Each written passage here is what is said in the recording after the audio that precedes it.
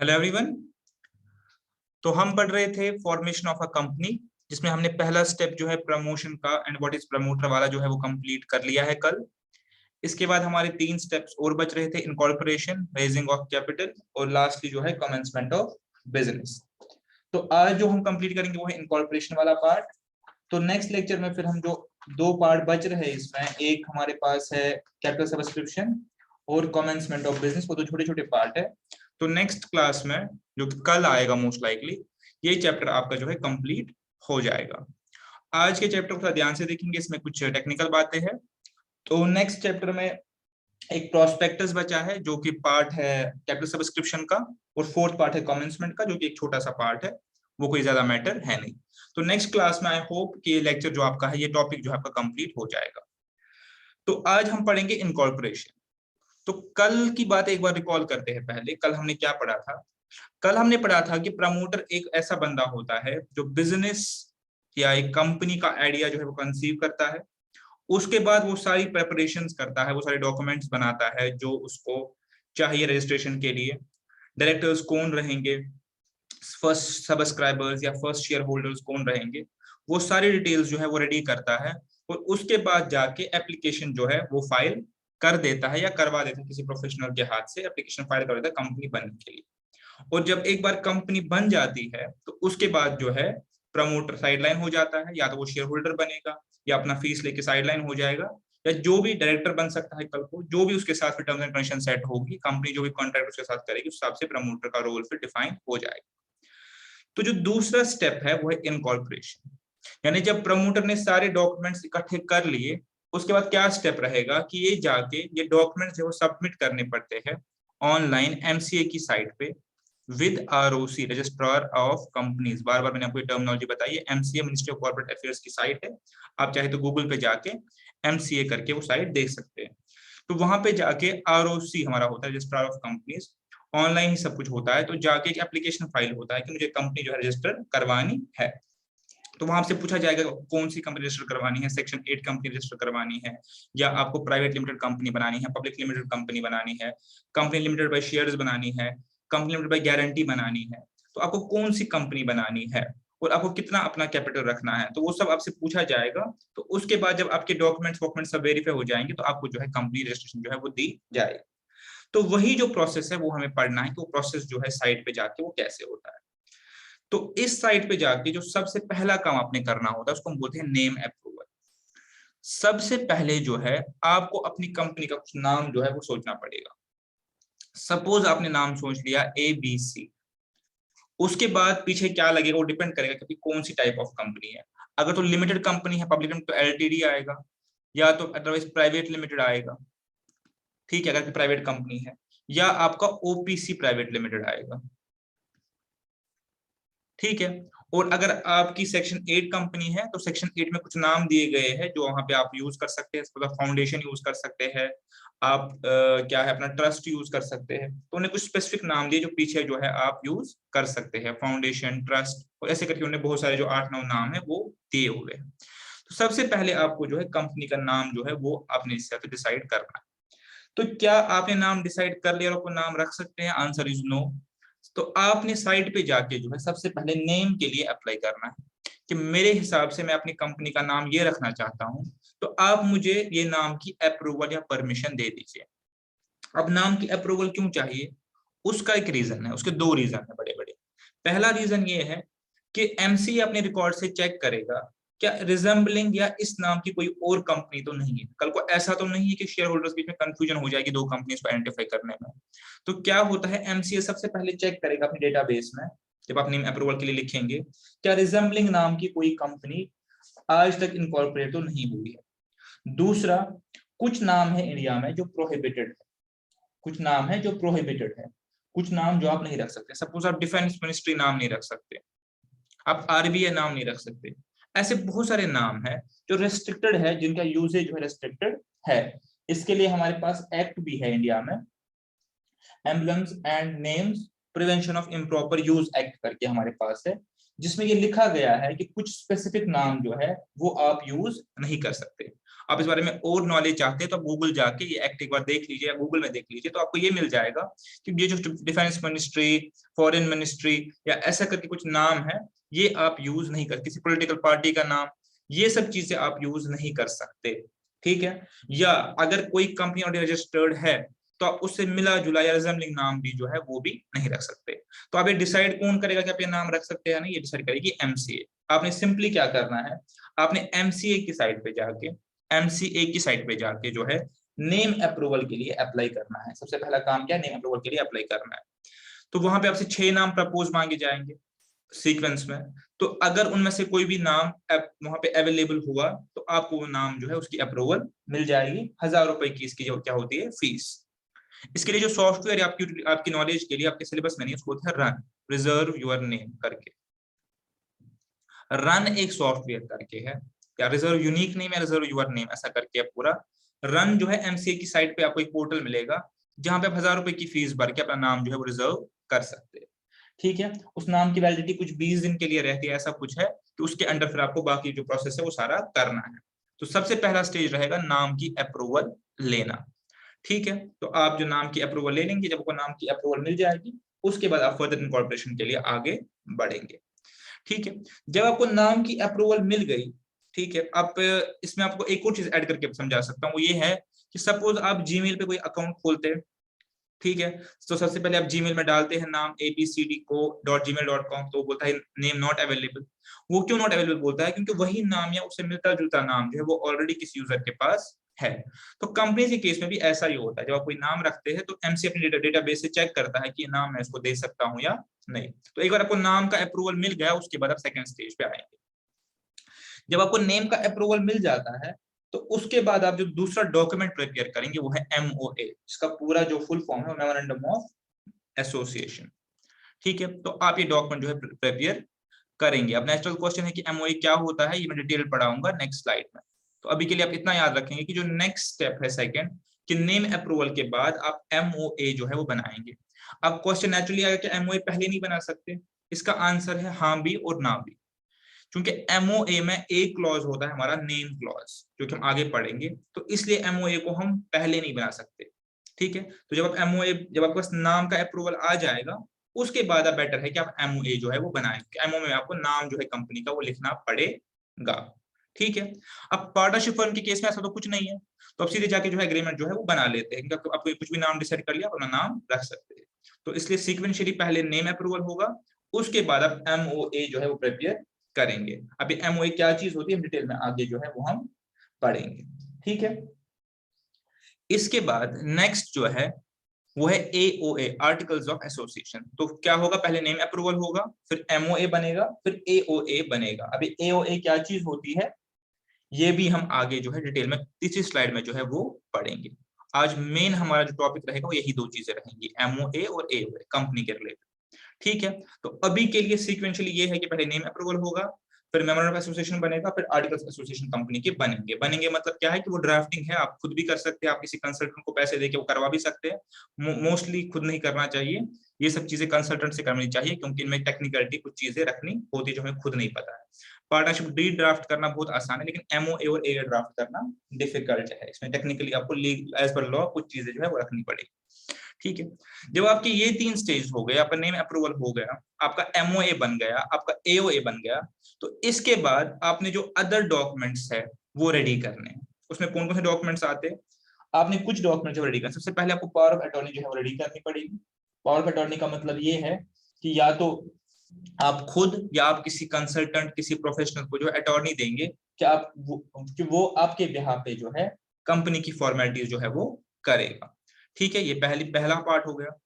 दूसरा इसको बोलते डायरेक्टर्स कंसेंट। इसका क्या मतलब है कि आपको हमने पहले ही समझाया था कि अगर आपकी ओपीसी है तो एक बंदा मिनिमम चाहिए मेंबर्स, अगर आपकी प्राइवेट लिमिटेड कंपनी तो 2 मेंबर्स मिनिमम चाहिए, अगर आपकी पब्लिक लिमिटेड कंपनी से आपको मिनिमम कितने मेंबर चाहिए, ये चीज आपको याद होगी। अगर आपकी पब्लिक लिमिटेड कंपनीज है तो आपको कितने मेंबर चाहिए, आपको 7 मेंबर्स चाहिए। मैं डायरेक्टर की बात अभी नहीं कर रहा, मेंबर्स की बात कर रहा हूं। तो आपको, ठीक है, डायरेक्टर के पॉइंट ऑफ व्यू से और मेंबर के पॉइंट ऑफ व्यू से, दोनों पॉइंट ऑफ व्यू डिक्लेरेशन जो है सबमिट करनी पड़ती है।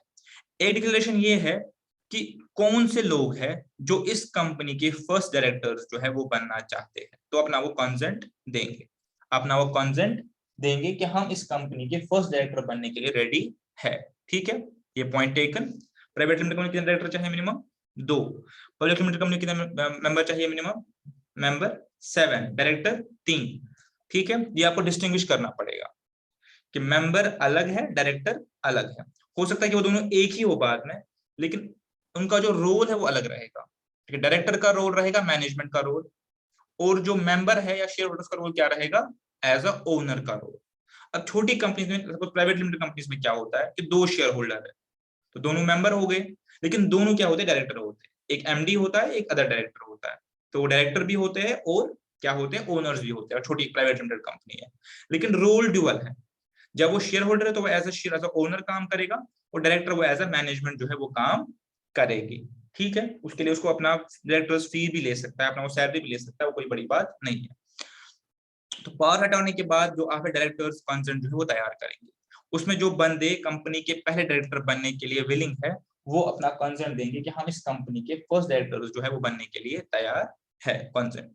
और कंसेंट के साथ उनकी पूरी जो केवाईसी है वो जाएगी। केवाईसी का मतलब क्या है? उनका एड्रेस प्रूफ, उनके फोटोग्राफ्स, उनके जो है पूरा क्रेडेंशियल्स जो है, उनका आईडी प्रूफ, वो सब जो है वो इसके साथ फाइल हो जाएगा। ठीक है, तो उसके जो सारे पर्टिकुलर्स है, सारे केवाईसी जो है वो उसमें चले जाएंगे अपने जो डॉक्यूमेंटेशन है उसके साथ। इसके अलावा एमओए में डिटेल में समझेंगे रजिस्टर्ड एड्रेस क्या होता है। हर कंपनी को अपना एक एड्रेस जो है डिक्लेयर करना पड़ता है। ठीक है, उसका रीजन ये है, रजिस्टर्ड एड्रेस को, उसका रीजन ये है कि कल को आरओसी को या गवर्नमेंट को या डिपार्टमेंट को कोई भी कम्युनिकेशन आपके साथ करना हुआ, तो वो किस एड्रेस पे अपना जो है, या किस मेल आईडी पे या किस पोस्टल एड्रेस पे अपना डॉक्यूमेंट्स भेजेंगे, और आपके ऑफिस का रजिस्टर्ड एड्रेस क्या रहेगा, मेन एड्रेस आपकी कंपनी का, तो वो आपको डिक्लेयर करना पड़ता है। अब इसमें 2 पॉसिबिलिटीज है। पॉसिबिलिटी नंबर 1 जो है वो ये है कि इनकॉर्पोरेशन से पहले आपके पास एड्रेस हो, तो फिर आप उसी एड्रेस को डिक्लेयर करेंगे। दूसरी पॉसिबिलिटी ये है कि इनकॉर्पोरेशन से पहले आपके पास एड्रेस नहीं है, आपने अभी ऑफिस नहीं लिया है, तो उस केस में जो प्रिलिमिनरी एड्रेस आपका है, कोई एड्रेस है जो प्रमोटर सारा काम कर रहा होगा, चाहे घर का एड्रेस, चाहे कोई ऑफिस का एड्रेस, आप उसको डिक्लेयर करेंगे।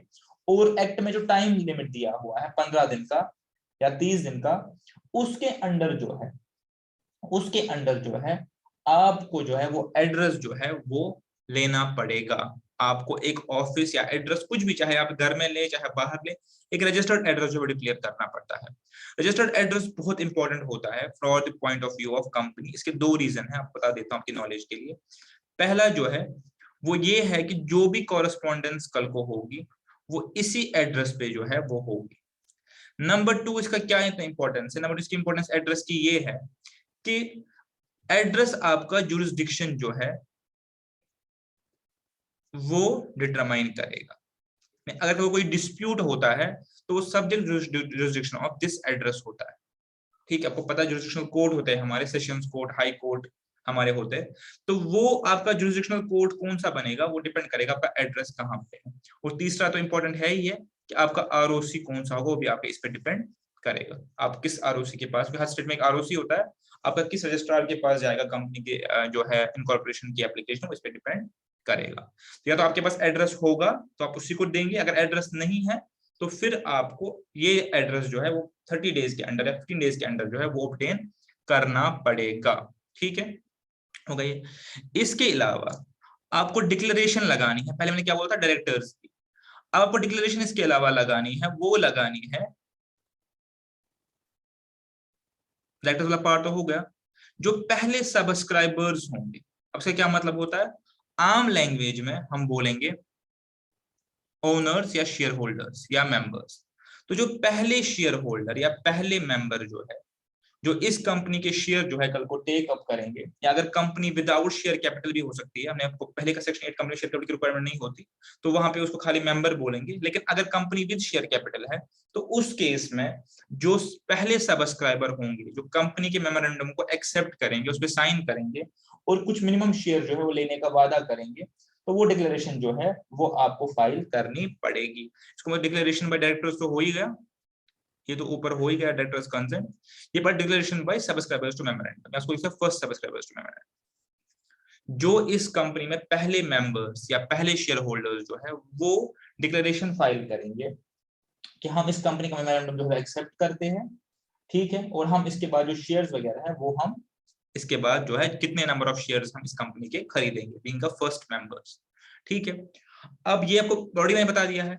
मेंबर्स में रिक्वायरमेंट क्या है, मिनिमम ओपीसी में 1, प्राइवेट लिमिटेड कंपनी में 2 और पब्लिक लिमिटेड कंपनी में 7। तो इतने मिनिमम मेंबर्स जो है वो इस सब्सक्राइबर्स मेमोरेंडम जो है वो होने चाहिए। इसके अलावा एक लास्ट डिक्लेरेशन जाती है, वो कोई प्रोफेशनल फाइल करता है, सीए, सीएस या सीडब्ल्यूए, ये 3 हमारे पास प्रोफेशनल जो इसके साथ डील करते हैं, कॉस्ट अकाउंटेंट, कंपनी सेक्रेटरी और चार्टर्ड अकाउंटेंट। तो वो डिक्लेरेशन जो है वो भी फाइल करेगा। उसमें हम ये लिखेंगे कि इस कंपनी ने जो भी रूल्स एंड रेगुलेशंस है एज पर कंपनी एक्ट वो सारे जो है वो फॉलो कर लिए हैं। तो उसको नीचे साइन करेगा अपना सीए, सीएस, सीडब्ल्यूए, और वो डिक्लेरेशन भी क्या है फाइल हो जाएगी। तो आपके पास क्या हो गया, कुल मिला के आपके पास नेम अप्रूवल आ गया, आपने एमओए बनाया, एओए बनाया, और ये सारे डॉक्यूमेंट आपने जो है तैयार कर लिए। तो अब ये सारे डॉक्यूमेंट्स आपको अपलोड करने हैं, या हम दूसरे वर्ड में बोलते हैं फाइल करने हैं एमसीए की साइट पे। तो एमसीए डॉक्यूमेंट्स को चेक करेगा, आपके डॉक्यूमेंट्स अगर ठीक हो गए तो आपका आगे आपको गो अहेड मिल जाएगा। उसके बाद आपको आरओसी की फी पे करनी है और स्टैंप ड्यूटी पे करनी है। अब ये स्टैंप ड्यूटी और आरओसी की फी कितनी लगेगी, इसके लिए एमसीए की साइट पे फी कैलकुलेटर है, वहां पे सिंपली आपको पुट करना है कि मेरा कैपिटल कितना है। वो हम कैपिटल वाला हम कल पढ़ेंगे, रेजिंग ऑफ कैपिटल वाला, कि आप कितना कैपिटल जो अभी है रेज करने वाले हैं, आपका कंपनी विद कैपिटल है या विदाउट कैपिटल है, आपका कंपनी लिमिटेड बाय शेयर्स है या लिमिटेड बाय गारंटी है, और आपने जो है सेक्शन 8 कंपनी खोलनी है या प्राइवेट लिमिटेड कंपनी खोलनी है। जब ये सब चीजें आप वहां पे इंफॉर्मेशन देंगे तो आपको वो टेबल जो है कैलकुलेट करके देगा कि आपकी आरओसी की फीस कितनी है और आपकी स्टैंप ड्यूटी कितनी है। तो उसके बाद वो आप ऑनलाइन ही वो स्टैंप ड्यूटी और वो आरओसी की फीस जो है वो पे करेंगे। Stamp duty obviously state government को जाती है और आरओसी की फीस जो है एमसीए को जाती है। तो आप ये क्या करेंगे, पे करेंगे। जब ये सारा आपको प्रोसेस हो जाएगा तो 1 हफ्ते से 2 हफ्ते के बीच में आपको जो ऑनलाइन है वो इनकॉर्पोरेशन सर्टिफिकेट मिल जाएगा। जबकि सारे डॉक्यूमेंट्स ठीक होंगे तो आपको एक सर्टिफिकेट मिलेगा, आपकी बुक पे उसका स्पेसिमेन का फॉर्मेट दिया हुआ है, इसको मतलब इनकॉर्पोरेशन सर्टिफिकेट ऑफ, आम नाम इसका है सीओआई, सर्टिफिकेट ऑफ इनकॉर्पोरेशन। आपको सीओआई जो है वो मिल जाएगी, और जिस डेट से आपको सीओआई मिलेगी वो डेट माना जाएगा date of incorporation of company. It is like a birth certificate. जैसे आपको बर्थ सर्टिफिकेट मिलता है उसमें क्या लिखा होता है, आपका नाम और आपका जो बर्थ है वो किस डेट पे हुआ है। इसी तरह से इनकॉर्पोरेशन की सर्टिफिकेट पे क्या लिखा होता है, सबसे पहले आप डेट, कि आप किस डेट से इस कंपनी का बर्थ माना जाएगा। मैं आपको बार बार ये चीज बताई है कि कंपनी का जन्म होता है बाय ऑपरेशन ऑफ लॉ, तो इसलिए इसको इस डेट से माना जाएगा कंपनी का जन्म हुआ है। और एक सिन नंबर होता है, कॉर्पोरेट आइडेंटिटी नंबर, बार बार ये चीज बताई है। जैसे आपका एक यूनिक नंबर है जिससे कंपनी को जो है कल पहचाना जा सकता है, इसके हर कंपनी का यूनिक होता है सिन नंबर। तीसरा ये होता है, इस पे आरओसी लिखा होता है कि कौन से आरओसी ने अप्रूव किया है, आरओसी ऑफ जेएंडके है, आरओसी ऑफ कोई अदर स्टेट है, तो आरओसी का उसमें जो है वो रेफरेंस आ जाता है कि किस आरओसी ने इस कंपनी को रजिस्टर जो है किया है। आरओसी का मतलब क्या है, रजिस्ट्रार ऑफ कंपनी। और लास्टली जो सबसे लास्ट चीज उस पे होगी वो ये होगी कि जो इनकॉर्पोरेशन सर्टिफिकेट है इसको हम कहते हैं कंक्लूसिव प्रूफ ऑफ एग्जिस्टेंस। इससे हम इतना प्रूव कर सकते हैं, कितना प्रूफ है, इतना आपके पास ये प्रूफ है, इतना आपके पास है, इसको हम बोलते हैं हिंदी में प्रमाण पत्र है। आपके पास क्या है ये, कि कंपनी जो है वो एग्जिस्ट हो गई है। तो जिस कंपनी के पास सीओआई है तो ये प्रूव हो जाएगा कि वो कंपनी जो है एग्जिस्ट कर रही है, पैदा हो गई है। तो कंपनी की एग्जिस्टेंस या बर्थ का प्रूफ जो है वो क्या होता है, सर्टिफिकेट ऑफ इनकॉर्पोरेशन। और ये जब मिलेगा वो कंपनी मिल गई। अब एक कंपनी बिजनेस कर रही है या नहीं वो सेकेंडरी बात है, लेकिन ये जन्म जो है इसने ले लिया है by virtue of this COI. ठीक है, तो इस ये कुल मिला के आपका जो है पार्ट सेकंड जो है उस प्रोसेस में कंप्लीट हो गया। प्रोसेस क्या था, promotion, incorporation, raising of capital, और चौथा कमेंसमेंट ऑफ बिजनेस। तो उसमें आपका जो 2 पार्ट है वो कंप्लीट हो गए। लेकिन अब इसमें 2 चीजें हैं मेन जो रह गई है, ये मुझे आपके साथ जो है वो डिस्कस करनी है और आज का पार्ट कंप्लीट हो जाएगा। तो ये 2 चीजें जो है मेन है, इनमें हम आराम से जो है डिस्कशन करेंगे। मैंने कहा था प्रिपरेशन ऑफ एमओए और प्रिपरेशन ऑफ एओए। तो आप देखेंगे ये 2 डॉक्यूमेंट्स क्या होते हैं। ठीक है, अगर मैं एक वर्ड में बताऊं, अगर मैं एक वर्ड में बताऊं तो मैं आपको यहां पे बता देता हूं क्या है, फिर हम डेफिनेशन तो आगे चीजें पढ़ेंगे। एमओए का मतलब होता है कॉन्स्टिट्यूशन, ठीक है, और एओए का मतलब होता है रूल्स एंड रेगुलेशंस।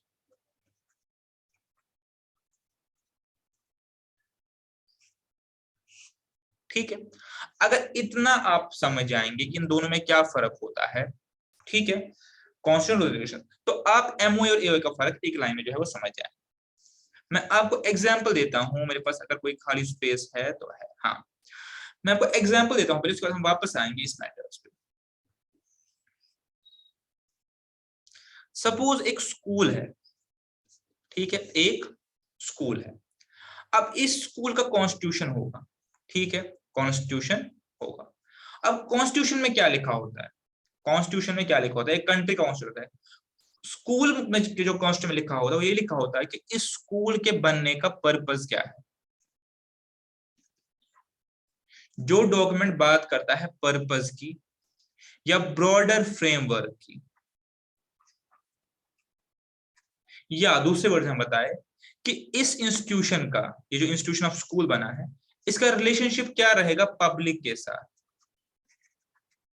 वो बहुत ध्यान समझिएगा, पब्लिक का मतलब क्या होता है कि जो स्टेक होल्डर है उनके साथ क्या रिलेशनशिप रहेगा। अगर मैं एक स्कूल इंस्टीट्यूशन बना रहा हूँ, इसका पर्पस क्या हो, पब्लिक के लिए क्या सर्व करेगा, तो उसको हम बोलते हैं कॉन्स्टिट्यूशन। एग्जाम्पल ले लीजिए, एक स्कूल का कॉन्स्टिट्यूशन क्या हो सकता है कि इस स्कूल का पर्पस है क्वालिटी एजुकेशन प्रोवाइड करना, for example higher secondary level. तो ये हो गया स्कूल का पर्पस। तो जब आप स्कूल का पर्पस विजन डॉक्यूमेंट पढ़ेंगे तो आपको समझ आ जाएगा कि एक स्कूल है और ये यहाँ पे क्या होगा, एजुकेशन दी जाएगी, बच्चों को क्वालिटी एजुकेशन दी जाएगी, या विसिनिटी में जो है हेल्प करने के लिए एक स्कूल बन रहा है। अब सेकंड पार्ट देखिए, रूल्स एंड रेगुलेशंस, उसका क्या मतलब होता है। ये पर्पस अचीव करने के लिए, ये पर्पस अचीव करने के लिए इस स्कूल में कुछ रूल्स एंड रेगुलेशंस जो है वो फॉलो होंगे। फॉर एग्जाम्पल कि आपकी टाइमिंग क्या रहेगी, आपको कितने बजे से कितने बजे तक आना है, ये आपकी स्टाफ की क्वालिफिकेशन क्या रहेगी, आप स्टाफ को कैसे हायर करेंगे, आप स्टाफ को कैसे डिस्क्वालीफाई करेंगे, आपकी स्टूडेंट्स के मिनिमम कट ऑफ क्या होगा एडमिशन के लिए, और ये सब टाइप की पॉलिसीज, इनको हम बोलते हैं पॉलिसीज। अभी पॉलिसीज क्यों बनती है, ये पॉलिसीज बनती है ताकि जो मेन गोल है, वो मेन जो कॉन्स्टिट्यूशन है या मेन जो पर्पस है वो अचीव हो जाए। ठीक है, तो अब आप समझ गए डिफरेंस। कॉन्स्टिट्यूशन का मतलब होता है मेन पर्पस या गोल, ब्रॉडर फ्रेमवर्क, जहाँ पे बड़ी बड़ी बातें, मेन बातें की जाती है। और इन मेन बातों से हम क्या समझते हैं, कंपनी का मेन काम क्या है। फिर उस मेन काम को अचीव करने के लिए जो छोटे मोटे रूल्स बनाने पड़ते हैं, रूल्स रेगुलेशन बनाने पड़ते हैं, उसको हम बोलते हैं, क्या बोलते हैं उसको हम, rules regulation.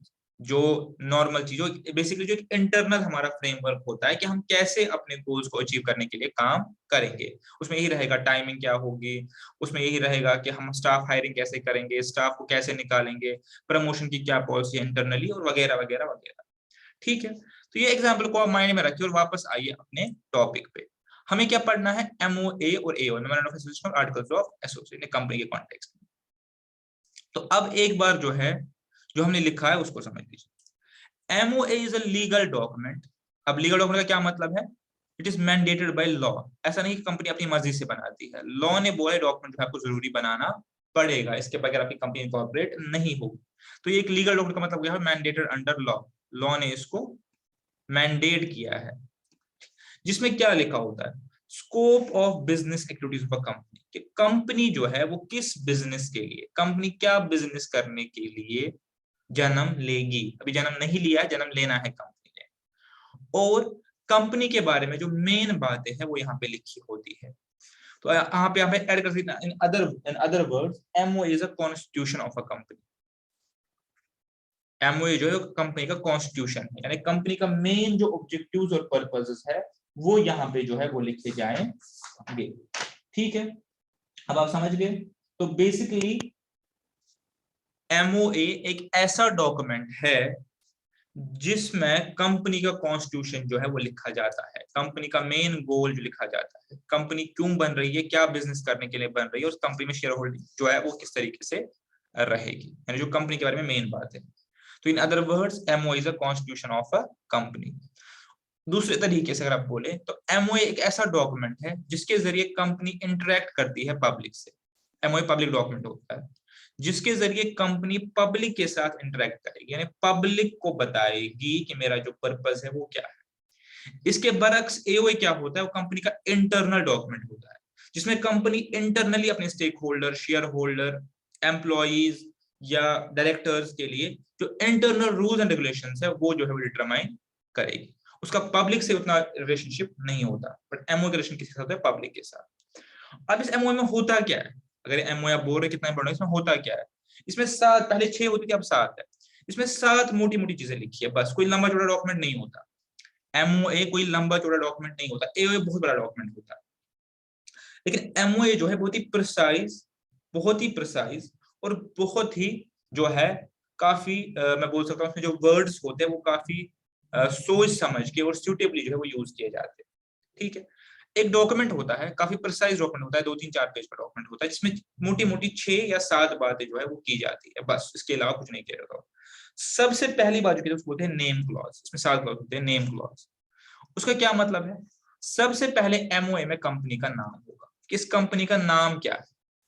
It company will be called so and so limited, और वो नाम कहां से आएगा, वो जब आपने नेम अप्रूवल के लिए अप्लाई किया होगा पहले, तो आपको नेम जो है वो अप्रूव्ड मिला होगा एमसीए से। तो सबसे पहली चीज जो आप लिखेंगे अपने एमओए में उसको बोलते हैं नेम ऑफ द कंपनी। ठीक है, और इस क्लॉज को हम बोलते हैं नेम क्लॉज, जहां पे कंपनी का जो है वो नाम जो है वो लिखा जाएगा। क्योंकि कंपनी एक सेपरेट एंटिटी है, बार-बार ने बताया है, तो इसका अलग से नाम होना चाहिए। कंपनी किसी मेंबर का नाम या डायरेक्टर का नाम तो यूज नहीं कर सकती, तो कंपनी का चूंकि एक अलग एंटिटी अपना नाम यूज करेगी, वो तो कोई नाम पुराना यूज नहीं करेगी। ठीक है, तो कंपनी का जो है अपना अलग से नाम होगा जो आपने अप्रूवल लिया हुआ है, और वो नाम जो है आप यूज करेंगे। मैंने पहले आपको कहा किसी किंग, क्वीन, किसी ऑफिस का, किसी गवर्नमेंट ऑफिस का, ये सब नाम आप यूज नहीं कर सकते, रिस्ट्रिक्टेड नेम है। वैसे आपको पहली जो है जो नाम है वो अप्रूवल लेके रखना पड़ेगा। तो आप यूएनओ नाम रखना चाहे, यूनेस्को नाम रखना चाहे, फॉरेन मिनिस्ट्री नाम रखना चाहिए, ये सब नाम आपको अलाउड नहीं है। तो वो नेम वही आपको मिलेंगे जो सेंट्रल गवर्नमेंट के ओपिनियन में नाम आपको ठीक है, और वो ठीक नाम कैसे, आपको अप्रूवल के लिए अप्लाई करना पड़ेगा। फिर नाम के साथ आप पब्लिक लिमिटेड लिखना चाहते हैं, आप लिमिटेड लिखना चाहते हैं, आप प्राइवेट लिमिटेड, ओपीसी लिमिटेड लिखना चाहते हैं, तो वो जो है वो डिपेंड करेगा कि आपकी कंपनी जो है किस टाइप की कंपनी आप जो है फ्लोट या फॉर्म जो है वो करना चाहते हैं, उस हिसाब से आप पीछे अपना नाम लिखेंगे। तो नाम से ही आप पहचान लेंगे कि ये कंपनी किस तरीके की है। तो मैं तभी कह रहा हूँ कि एमओए के थ्रू आप इंटरेक्ट करते हैं पब्लिक के साथ। तो मैंने आपको कल एक टास्क दिया था, मैंने कहा था अपने इर्द गिर्द जो है बहुत सारी कंपनीज के नाम निकाल लीजिए, ऑनलाइन नेट से निकाल लीजिए, या आपके पास कोई अराउंड कोई बिजनेस कर रहा है, आपके घर में कोई बिजनेस, उनसे पूछो कि कंपनी का नाम क्या है। तो आप देखेंगे नाम से आप कंपनी के बारे में बहुत कुछ पता कर सकते हैं। अगर प्राइवेट लिमिटेड तो प्राइवेट कंपनी है, एलटीडी है तो पब्लिक कंपनी है, ओपीसी लिमिटेड है या एलएलपी है पीछे, तो आपको पता चल जाएगा किस टाइप का कॉन्स्टिट्यूशन कंपनी का है। ठीक है, तो इसमें ज्यादा बताने की जरूरत नहीं है। पहला है नेम क्लॉज, वहां आप कंपनी का नाम जो है वो लिखेंगे। सेकंड इज डोमिसाइल क्लॉज या रजिस्टर्ड ऑफिस क्लॉज, दोनों चीजें बोलते हैं इसको, डोमिसाइल क्लॉज या रजिस्टर्ड ऑफिस क्लॉज। इसका क्या मतलब है, आपको पहले ही बताया कि कंपनी के केस में रजिस्टर्ड ऑफिस जो है बहुत ही सिग्निफिकेंट होता है। ठीक है, मैंने आपको पहले ही बताया था ऊपर, इसकी सिग्निफिकेंस 3 बताई थी आपको। पहला कि आपका जो डोमिसाइल डिटरमाइन करेगा, जैसे आपकी बर्थ सर्टिफिकेट लिखा होता है कि ये बंदा कहाँ पैदा हुआ है, श्रीनगर में पैदा हुआ है, अनंतनाग में पैदा हुआ है, कुलगाम में पैदा हुआ है, ये बंदा सपोज बारामूला में पैदा हुआ है। तो एक आपकी बर्थ सर्टिफिकेट में क्या आएगा, आपका नाम होगा, आपका डेट ऑफ बर्थ होगा, और आप कहाँ पैदा हुए। सिमिलर जब आप एमओए जब आप बनाएंगे, एमओए से पहले आप क्या लिखेंगे, नाम लिखेंगे। दूसरे क्लॉज में आप लिखेंगे कि इस कंपनी का ऑफिस जो है वो कहाँ पे होगा। मैंने आपको पहले ही बताया कि कंपनी को ऑफिस जो है अपने रजिस्टर्ड ऑफिस डिक्लेयर करना पड़ता है। उसकी रीजन क्या है, 3 रीजन है। एक तो सारे कम्युनिकेशन इसी एड्रेस पे होंगे, दूसरा ये कंपनी का जो है जुरिसडिक्शन डिसाइड करता है। ये मैंने आपको पहले ही बताया कि इससे क्या होता है, कंपनी का जो है जुरिसडिक्शन जो है वो डिसाइड होता है। मैंने आपको यहाँ पे लिखवाया था, ये इससे कंपनी का जुरिसडिक्शन डिसाइड होता है।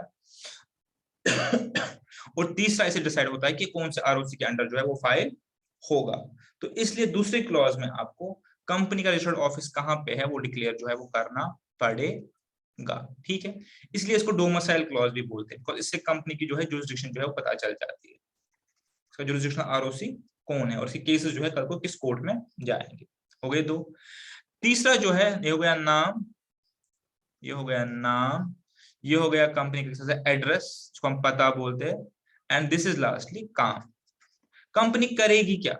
ऑब्जेक्टिव क्लॉज सबसे इंपॉर्टेंट ये है। इसमें हम लिखते हैं कंपनी का मेन काम क्या होगा। अगर मैं कंपनी खोल रहा हूं तो किस लिए खोल रहा हूं, तो सबसे इंपॉर्टेंट क्लॉज ये है, इसमें हमें डिफाइन करना है बहुत ही केयरफुली और बहुत ही प्रिसाइसली कि हम क्या काम करना चाहते हैं। बिकॉज कल को आप ऑब्जेक्ट क्लॉज के बियॉन्ड जो है वो काम नहीं कर सकते। या तो आपको कल को ऑब्जेक्ट क्लॉज जो है वो अल्टर करना पड़ेगा, जो कि बहुत ही लंबा चौड़ा प्रोसीजर है, वो अल्टरेशन वाला। अल्टरेशन तो एमओए एक टॉपिक है अपने आप में, जो कि आपके सिलेबस में नहीं है, कि क्या एमओए को अल्टर कर सकते हैं कल को, और कर सकते हो कैसे कर सकते हैं, आपके सिलेबस में नहीं, तो उसको छोड़ दीजिए अभी के लिए। तो ऑब्जेक्ट क्लॉज जब भी आप डिसाइड करेंगे, तो इसमें आपको बहुत ही प्रिसाइसली, बहुत ही सोच समझ के लिखना पड़ेगा कि ये कंपनी जो है, इसका ऑब्जेक्टिव जो है वो क्या रहेगा। ऑब्जेक्टिव का मतलब ये कौन सा बिजनेस जो है वो करेंगे। तो कंपनी नॉर्मली क्या करती है, 1 2 3 बिजनेस वहां पे डिक्लेयर कर देती है, और एक चौथा क्लॉज, उसको हम बोलते हैं मिसलिनियस क्लॉज, जो है उसमें लिख देती है कंपनी कि इसके अलावा जैसे 1 2 3 बिजनेस लिख दिए कि कंपनी प्रॉपर्टी का काम करेगी, कंपनी प्रॉपर्टी रेंट पे देगी, इसके अलावा कंपनी क्या करेगी, फॉर एग्जाम्पल गाड़ियों का काम करेगी, लिख दिए 2 3 क्लॉजेस। इसके बाद एक जर्नल क्लॉज लिख दिया जाता है, जो कि बड़ा ट्रिकी है, वो लिख दिया जाता है कि कंपनी कोई भी ऐसा काम करेगी जो पहले 3 कामों के करने के लिए जरूरी है, उसको हम बोलते हैं further, for furtherance of main activities, यानी मेन एक्टिविटीज को फर्दर प्रमोट करने के लिए और भी काम मैं कर सकता हूँ, तो ये क्लॉज हम डाल देते हैं। अब इसमें एग्जांपल समझ लीजिए कि आपने डाला, सपोज मैं गाड़ियों का काम करूंगा, ठीक है। अब आपका काम है गाड़ी बेचने खरीदने का, कार डीलरशिप। तो अब आप बाद में स्पेयर पार्ट भी खरीद बेच सकते हैं। आपने क्या डाला है नीचे कि गाड़ियों का काम करने के लिए जो मुझे फर्दर काम, उस काम को प्रमोट करने के लिए फर्दर में कुछ काम और मेन एक्टिविटीज को प्रमोट करने के लिए कर सकता हूं, तो एक फर्दर क्लॉज है वो नीचे डाल दिया जाता है। लेकिन मेन आपको वहां पे बिजनेस के बारे में लिखना है कि आप कौन सा बिजनेस जो है वो करना चाहते हैं, ताकि आपके शेयर होल्डर्स, इन्वेस्टर्स को पता चले कि ये कंपनी जो है किस बिजनेस में है। मैंने फिर से वही बात कह रहा हूँ कि एमओए आपका पब्लिक डॉक्यूमेंट है, और पब्लिक के साथ आप इसके थ्रू इंटरेक्ट करते हैं, तो पब्लिक को समझ आना चाहिए कि बिजनेस जो है कंपनी क्या कर रही है, ठीक है। तो उसमें क्या आएगा, आपका ऑब्जेक्ट क्लॉज जो है वो आएगा। चौथा लायबिलिटी क्लॉज। अब बहुत ध्यान से देखिए, सारी चीजें वो है जो पब्लिक के लिए रेलेवेंट है, इन्वेस्टर के लिए रेलेवेंट है। अब इसमें क्या लिखेंगे आप कि लायबिलिटी इस कंपनी की लिमिटेड है या अनलिमिटेड है। लायबिलिटी लिमिटेड बाय शेयर्स है या लिमिटेड बाय गारंटी। मैंने ये चारों चीजें डिस्कस की, तो मैं इसको बार बार रिपीट नहीं करूंगा। 4 चीजें लिखेंगे, लायबिलिटी लिमिटेड है या अनलिमिटेड है, लायबिलिटी लिमिटेड बाय शेयर्स है, लिमिटेड बाय गारंटी। अब आपको क्वेश्चन आएगा लायबिलिटी अनलिमिटेड कैसे हो सकती है, तो कंपनी है। आपका क्वेश्चन बिल्कुल ठीक है, लायबिलिटी हमेशा लिमिटेड ही रहेगी, ये कंपनी है। अब लिमिटेड किस हिसाब से रहेगी, लिमिटेड बाय गारंटी है, लिमिटेड बाय शेयर है, वो आपको इसमें लिखना पड़ेगा, ठीक है। और इसमें ये भी आपको एक चीज लिखनी पड़ेगी कि कल को अगर कंपनी वाइंड अप हो गई, तो हर किसी शेयर होल्डर को अपने शेयर का पैसा देना है। हाँ, आपकी लायबिलिटी लिमिटेड है, उसका मतलब ये नहीं कि आपको कल को पैसा नहीं देना। जितने शेयर आपने उठाए हैं, जितने शेयर आपने साइन किए हैं, आपको उतने शेयर का पैसा कल को देना पड़ेगा, वो आपकी लायबिलिटी है, ठीक है। हाँ, उससे ज्यादा आपसे नहीं मांग सकते, आपको अपने पर्सनल एसेट्स लिक्विडेट नहीं करने पड़ेंगे। अच्छा, इसके अलावा कैपिटल क्लॉज। अब कैपिटल क्लॉज में क्या लिखेंगे, कैपिटल क्लॉज में ये लिखा जाता है कि कंपनी जो है अपना कैपिटल कितना रखना चाहती है, कंपनी अपना कैपिटल जो है वो कितना रखना चाहती है। आपको पता है कुछ कंपनी में कैपिटल की रिक्वायरमेंट नहीं, सेक्शन 8 कंपनी में कैपिटल की रिक्वायरमेंट नहीं होती, लेकिन जहां पे कंपनी में कैपिटल की रिक्वायरमेंट होती है, प्राइवेट कंपनी या पब्लिक कंपनी, वहां पे आपको लिखना पड़ेगा इसमें, ठीक है, कि कंपनी अपना कैपिटल जो है वो कितना रखेगी, और उसमें इक्विटी कैपिटल कितना होगा, प्रेफरेंस कैपिटल कितना होगा, यानी कैपिटल का ब्रेकअप क्या होगा, वो हम आगे पढ़ेंगे जब नेक्स्ट चैप्टर में कि इक्विटी और प्रेफरेंस क्या होता है। मोटा मोटा किस कैपिटल का ब्रेकअप क्या होगा, और किस शेयर होल्डर की क्या प्रिविलेज और राइट्स रहेंगे इस कैपिटल को लेकर, कैपिटल ट्रांसफर का मैकेनिज्म और बाकी सब चीजें जो है, क्या राइट्स है, क्या प्रिविलेज रहेंगे। लेकिन मोटा मोटा पानी कैपिटल स्ट्रक्चर की बात करेगा, कैपिटल कितना होगा, उसका कैपिटल का ब्रेकअप क्या होगा, ठीक है। फिर से वही बात, 10 लाख का कैपिटल होगा, 1 करोड़ का कैपिटल होगा, व्हाटएवर। और लास्टली छठा जो है सब्सक्रिप्शन क्लॉज, एसोसिएशन क्लॉज। इसका क्या मतलब है, इसका मतलब ये है कि पहले जो सब्सक्राइबर्स है, जो पहले सब्सक्राइबर्स मेमोरेंडम है, उनकी डिटेल, उनका नाम और उनकी गारंटी कि वो इस कंपनी के कितने कितने शेयर जो है वो उठाएंगे, वो इस कंपनी के कितने शेयर जो है कल को लेंगे। मिनिमम तो 1 शेयर लेना है, ज्यादा भी ले सकते हैं, लेकिन उनको ये गारंटी लिखनी पड़ेगी कि हाँ, हम इस कंपनी के पहले डायरेक्टर्स है, या पहले, सॉरी डायरेक्टर्स नहीं, पहले सब्सक्राइबर्स है, पहले शेयर होल्डर्स है, और हम कल को इतना इतना कैपिटल जो है इस कंपनी का उठाएंगे, तो उसको हम सब्सक्रिप्शन एसोसिएशन क्लॉज जो है वो बोलते हैं। यहाँ पे पहले सब्सक्राइबर्स की डिटेल जो है MOA में होती है। और लास्टली, ये पहले नहीं थे, अब आया है कि अगर OPC का मेमोरेंडम है, मैंने 1% कंपनी का मैं बताया था, उसमें एक नॉमिनी क्लॉज भी डालना पड़ता है, दूसरी कंपनी में नहीं डालना पड़ता। कि दूसरी कंपनीज में क्या है कि कंपनी की क्या है, परपेचुअल एग्जिस्टेंस है, ठीक है।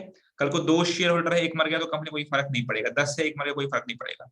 लेकिन OPC में चूंकि एक ही बंदा होता है और कंपनी एज सच क्या है, सेपरेट पर्सन है, लीगल एग्जिस्टेंस, इसकी अलग एग्जिस्टेंस है। लेकिन अगर कल को ये 1% जो डायरेक्टर भी है, मेंबर भी है, शेयर होल्डर भी है, सब कुछ है कंपनी का, इसके साथ कुछ हो गया, यानी कुछ हो गया, क्या मतलब है, डेथ, इंसॉल्वेंसी या इंसैनिटी कुछ हो गया, तो फिर कंपनी का क्या होगा, इसको पहले ही OPC के केस में अपने मेमोरेंडम में ही क्या करना पड़ता है, एक नॉमिनी जो है वो डिक्लेयर करना पड़ता है कि ये जो है नॉमिनी रहेगा, ये जो है नॉमिनी रहेगा, मेरे जो है बाद अगर कुछ हुआ तो ये बंदा जो है इस कंपनी का डायरेक्टर जो है बनेगा। उसके बाद बाय ऑपरेशन ऑफ लॉ या बाय ऑपरेशन ऑफ MOA वो बंदा के ऑटोमेटिक जो है राइट्स मिल जाते हैं और OPC जो है वो परपेचुअली एग्जिस्ट करती है, उसकी जो एग्जिस्टेंस कोई थ्रेट नहीं पहुंचता। तो ये बेसिकली होता है कॉन्स्टिट्यूशन एक कंपनी को MOA बोलते हैं। एंड आई होप आपको अच्छे से समझ आ गया होगा। 6 क्लॉज है, अब 7 हो गए ऐड करके। तो अब फिर AOA क्या है? AOA फिर वही है, AOA फिर वही है जो मैं पहले बताया, बाय लॉज ऑफ कंपनी, ठीक है। वो कॉन्स्टिट्यूशन, वो कॉन्स्टिट्यूशन और ये रूल्स एंड रेगुलेशन, इसमें ये लिखा होता है कि कंपनी क्या रूल्स एंड रेगुलेशंस है जिसके जरिए कंपनी जो है वो चलेगी, यानी मैनेजमेंट के रूल्स क्या है वो इसमें लिखे होते हैं। और ये प्राइवेट लिमिटेड कंपनी कोई बनाना पड़ता है और पब्लिक कंपनी कोई बनाना पड़ता है, ठीक है। हमारे पास कंपनी एक्ट में डिफरेंट शेड्यूल्स होते हैं, आपको इतना समझने की जरूरत नहीं है, बस आपकी नॉलेज के लिए। कंपनी एक्ट हमारे पास बहुत सारे शेड्यूल्स होते हैं, उसमें से पहले जमाने में क्या होता था, शेड्यूल जो होता था, टेबल ए होता था पहले जमाने में। वो टेबल ए वाली कहानी खत्म हो गई है, कहीं टेबल ए लिखा है तो पुराना लिखा है, उसको हटा दीजिए। आजकल जो है उसमें स्टैंडर्ड जो है AOA दिया हुआ है, यानी आपका AOA कैसा होना चाहिए वो आप पे डिपेंड करेगा, आप खुद फ्रेम करेंगे अपनी कंपनी का, लेकिन फिर भी उन्होंने एक स्टैंडर्ड AOA जो है वो दिया हुआ है टेबल्स में, ठीक है। स्टैंडर्ड AOA दिया हुआ है, या तो उसी को एज इट इज कॉपी कर लीजिए, अडॉप्ट कर लीजिए, वो स्टैंडर्ड है, या तो अपनी अमेंडमेंट्स करके उसको फ्रेम कर लीजिए। आप अपने कुछ रूल्स बनाना चाहते हैं तो रूल्स के हिसाब से आप उसको बना लीजिए, रूल्स तो आप तक ही है ना, आप क्या बनाएंगे। लेकिन रूल में आपको 2 चीजों का ख्याल रखना पड़ेगा कि आपके जो AOA है या रूल्स जो है वो MOA को वायलेट ना करे, ये आपका कॉन्स्टिट्यूशन है, ठीक है।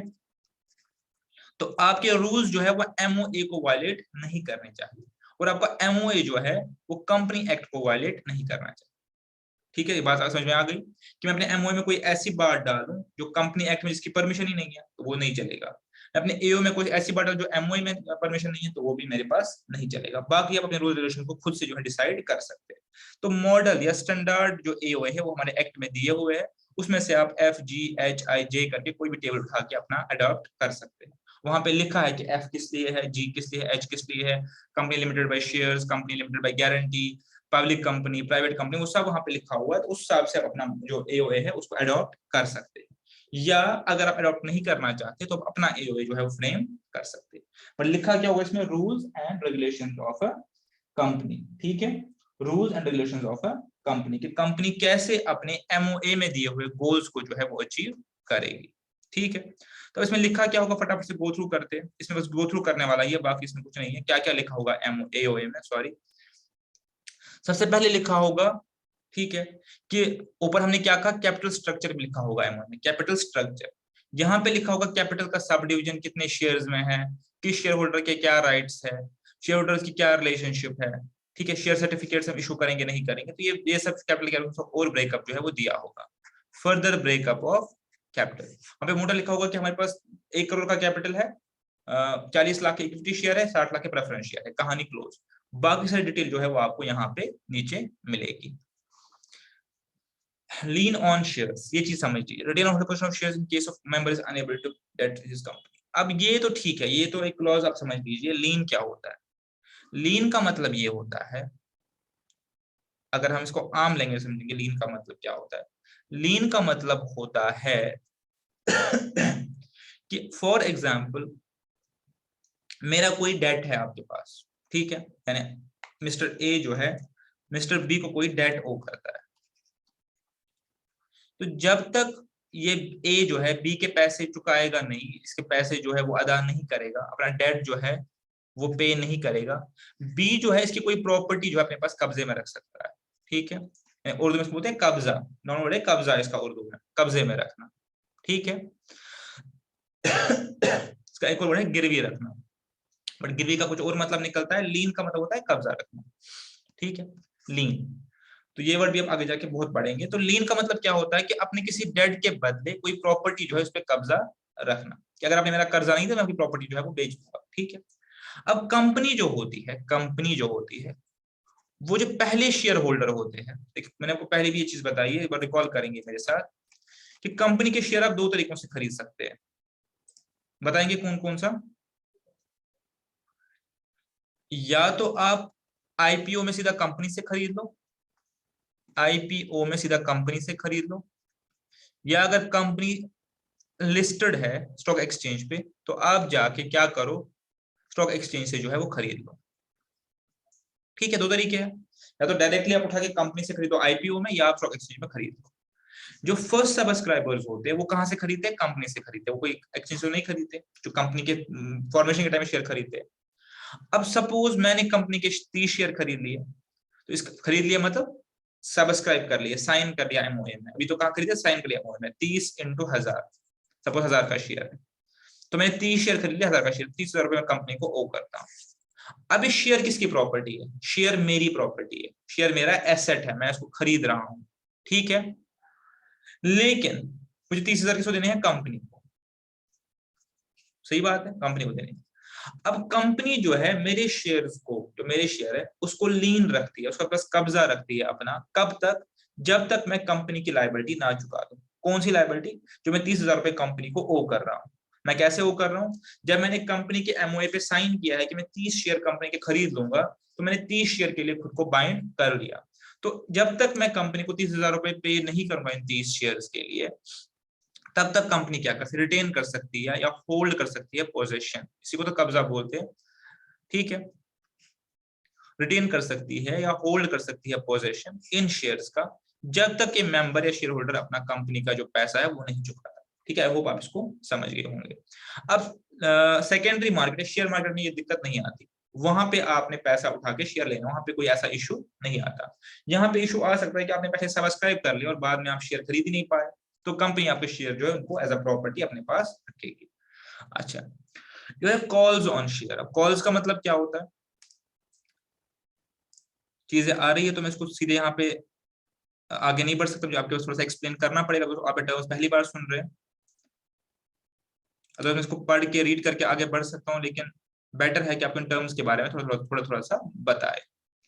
कॉल्स का मतलब क्या होता है, सपोज कंपनी का शेयर जो है 10 रुपए का है, ठीक है, तो कंपनी पहली बार आपसे 10 रुपए नहीं मांगती, कंपनी पहले मांगती है 2 रुपए, उसके बाद फिर पैसे चाहिए होते फिर 2 रुपए, फिर 3 रुपए, फिर 4 रुपए, ऐसे करके कंपनी जो अपने 10 रुपए जो है मांगती है। आपने 30 शेयर, आपने 30 से 40 शेयर सब्सक्राइब किए, तो कंपनी आपसे इस शेयर 10 रुपए का है, 10 रुपए में पहले 2 रुपए मांगती है, फिर 2 रुपए मांगती है, फिर 3 रुपए, 4 रुपए मांगती है, इसको हम बोलते हैं कॉल ऑन शेयर। जो शेयर आपने सब्सक्राइब किया उस पर आपको कॉल आ गई कि आप उसका पैसा दो, फिर कॉल 2 रुपए की होगी, 3 रुपए की होगी, 4 रुपए की होगी, ठीक है। तो अनपेड कॉल्स जो है वो कंपनी कब कब करेगी उसके बारे में भी एओ में लिखा होगा, ठीक है। अगर कोई बंदा अपने शेयर ट्रांसफर करना चाहता है, उसकी क्या टर्म्स एंड कंडीशंस रहेगी, इसमें लिखा होगा। ट्रांसमिशन, ट्रांसफर और ट्रांसमिशन में फर्क होता है। ट्रांसफर का मतलब होता है generally for consideration, sale, short इसको सेल बोलते हो आम भाषा में, मेरे पास शेयर है मुझे बेचने हैं, मुझे किसी को देने हैं। ट्रांसमिशन का मतलब क्या होता है, जहां पे मैं बेचता नहीं हूं लेकिन कोई इवेंट की वजह से टाइटल जो है वो ट्रांसफर करता हूं। फॉर एग्जांपल एक बाप अपने बेटे को शेयर देना चाहता है, किसी की डेथ हो गई तो उसके बेटे को या उसके लीगल हायर्स को मिलेंगे, मैरिज के टाइम अपनी वाइफ को गिफ्ट करना चाहते हैं, और इंसॉल्वेंसी के टाइम पे जो ऑफिशियल लिक्विडेटर होता है उसके पास जो राइट है वो चला जाता है, इसको बोलते हैं ट्रांसमिशन, जहां पे ट्रांसफर नहीं होता, ठीक है, by transmission through operation of law. तो ये कैसे होगा, ये भी इसमें आपके एओए में लिखा होगा। 4 फीचर, अगर कोई बंदा अपनी कॉल मनी पे नहीं करता, कॉल मनी आप समझिए, कॉल मनी क्या होगा, सपोज 10 रुपए का शेयर किसी ने पिकअप किया, 2 रुपए मैंने कॉल की है कंपनी के, 2 रुपए आप दे दो उसमें से, या 4 रुपए उसमें से दे दो। अब कोई बंदा कॉल मनी पे नहीं कर पा रहा, तो कंपनी के पास राइट है कि वो उस शेयर्स को फोरफीट कर सकती है। फोरफीट का मतलब क्या होता है, उन शेयर्स को कैंसिल कर सकती है अपने पास, उसने जो पैसा अभी तक दिया है वो पैसा उसका कंपनी खा लेगी। सपोज 10 रुपए का शेयर है, पहली कॉल 2 रुपए की है, फिर 4 रुपए की है, फिर 4 रुपए की है। 2 रुपए की कॉल आपने दे दी, 4 रुपए की कॉल आपने दे दी, लेकिन लास्ट कॉल आप नहीं दे पाए। ये सब होगा आईपीओ में, सेकेंडरी मार्केट में ये सब नहीं होता। आईपीओ में 4 रुपए की कॉल आप नहीं दे पाए तो कंपनी आपके 6 रुपए खा के शेयर को जो है वो कैंसिल कर सकती है। और ये कहाँ पे लिखा होता है? ये सारी चीजें आपके एओए में जो है वो लिखी होती है। सरेंडर ऑफ शेयर्स, ठीक है। अगर शेयर होल्डर्स या सब्सक्राइबर्स अपने शेयर सरेंडर करना चाहते हैं कंपनी की कैपिटल को जो है वो रिड्यूस करने के लिए, कंपनी का डेट रिड्यूस करने के लिए, लॉस के केस में ऐसा होता है, कभी कंपनी लॉस में होती है तो शेयर होल्डर्स जो ओनर्स होते हैं वो अपना कैपिटल का जो क्लेम है वो कम करना चाहते हैं, तो वो भी कैसे क्या करेंगे वो सारा इसमें लिखा होता है। अगर आप शेयर्स को स्टॉक में या स्टॉक को शेयर में कन्वर्ट करना चाहते हैं तो वो बात भी जो है वो इसमें लिखी होती है। इसमें डिटेल में नहीं जाएंगे बिकॉज आपके सिलेबस से काफी बियॉन्ड ये सब चीजें है, ठीक है। हाँ, एक कॉन्सेप्ट मेरे पास है शेयर वारंट्स का। पब्लिक कंपनी के केस में, प्राइवेट कंपनी केस में तो नहीं होता। एक शेयर वारंट्स का कॉन्सेप्ट होता है, एक डॉक्यूमेंट होता है जो शेयर नहीं होता लेकिन वो जो एंटाइटल करता है किसी को शेयर खरीद सकता है। एक सर्टिफिकेट टाइप का होता है जिसमें एक राइट दिया जाता है किसी बंदे को, कल को इस कंपनी के शेयर जो है वो खरीद सकता है। तो शेयर वारंट के बारे में जो भी रूल्स एंड रेगुलेशंस लिखने हैं वो आपके एओए में ही होंगे। अब वो कल को कैपिटल को आल्टर करना हो, यानी आपको अपना कैपिटल जो है बढ़ाना हो या घटाना हो, तो वो कैसे होगा, उसमें क्या रूल्स रहेंगे, वो सारा आपके यहाँ पे लिखा होता है। आपकी मीटिंग्स कब कब होंगी, आप कितने टाइम में मिलेंगे, कब कब मिलेंगे, कैसे मिलेंगे, वो भी सारा आपका यहाँ पे लिखा होता है। बोर्ड मीटिंग्स वगैरह, किस मेंबर को वोटिंग राइट है, वोटिंग कैसे हो सकती है, प्रॉक्सी अलाउड है या नहीं, वॉइस वोट से होगा, ऑनलाइन होगा, वो सारा यहाँ पे लिखा होता है। डायरेक्टर्स को कैसे अपॉइंट करेंगे, डायरेक्टर को कितना रेम्यूनरेशन देंगे, डायरेक्टर्स को कैसे डिस्क्वालीफाई करेंगे, उनकी क्या पावर है, क्या लिमिटेशन, वो सारा भी यहाँ पे आपके पास लिखा होता है। हम कितना डिविडेंड देंगे और कितना रिजर्व रखेंगे। कंपनी अपने प्रॉफिट से दो चीजें करती है। कंपनी के पास प्रॉफिट हो गया तो कंपनी प्रॉफिट के दो हिस्से करती है, कुछ तो डिस्ट्रीब्यूट करती है इन शेप ऑफ डिविडेंड जो वो देती है अपने शेयर होल्डर्स को, तो उन्हें पैसा लगाया है, और कुछ रिटेन करती है अपने पास रिजर्व्स की शेप में। तो कंपनी अपने प्रॉफिट का कितना शेयर जो है शेयर होल्डर्स को देगी और कितना जो है वो रिटेन करेगी एज रिजर्व, वो भी जो है आपके एओए में लिखा होता है।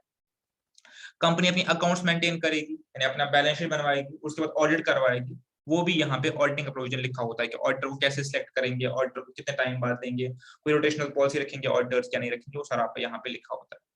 कंपनी की बोरोइंग पावर्स कितनी है वो भी यहाँ पे जो है वो लिखा होता है। और वाइंडिंग अप के केस में कंपनी क्या प्रोसीजर करेगी वो भी यहाँ पे लिखा होता है।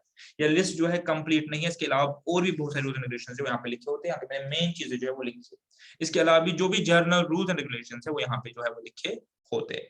तो मैं कंक्लूड कर रहा हूँ, एमओए आपका कॉन्स्टिट्यूशन है जहाँ पे मेन बातें लिखी है और वो आपका रिलेशनशिप डिफाइन करता है पब्लिक के साथ।